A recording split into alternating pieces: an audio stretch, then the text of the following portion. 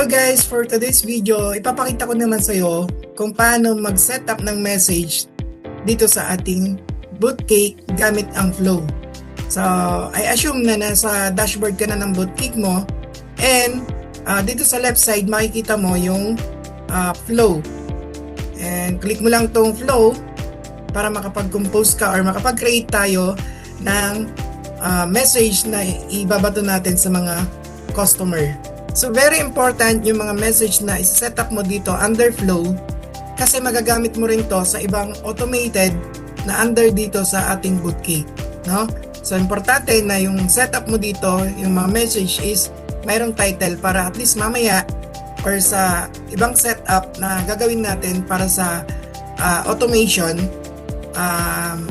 alam mo kung anong message yung i-connect mo. In our next video or training, papakita ko naman sa'yo kung paano natin magagamit itong mga message dito sa Flow na to sa iba pang automated dito sa ating Bootcake. Mo lang tong Flow, and then makikita mo dito sa upper right side yung Create New. Then basically click mo lang tong Create New para makapag-create ka ng Flow, and lagay mo lang yung title dyan. For example, intro message. Ayan, confirm mo lang yan. And then dito sa intro message natin, paano tayo magsa-setup, click mo lang yung contents, then piliin mo yung within 24-hour window. Then click mo lang tong box na to, tapos pwede ka nang mag-compose ng message na gusto mong i-message.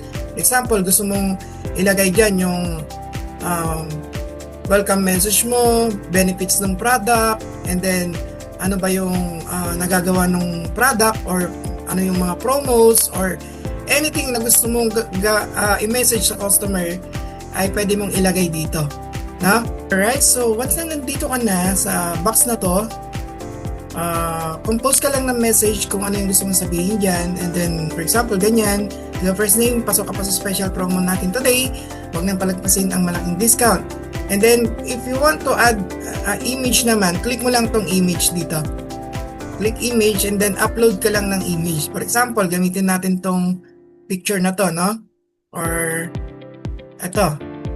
Ayan. So, add ka lang dyan para meron siyang image na lalabas or picture.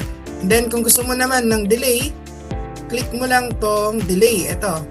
Yung delay natin, 3 seconds para at least ang nakikita nung sa side ng customer or mga nag-inquire may nagta-type. So yan yung gamit ng delay. And then kung gusto mo mag-additional ng message, click mo lang tong text. Ayan, and then add ka lang ng message dyan, yung benefits or ano ng product, pwede mong ilagay dyan. Then you can add delay ulit, and then another text.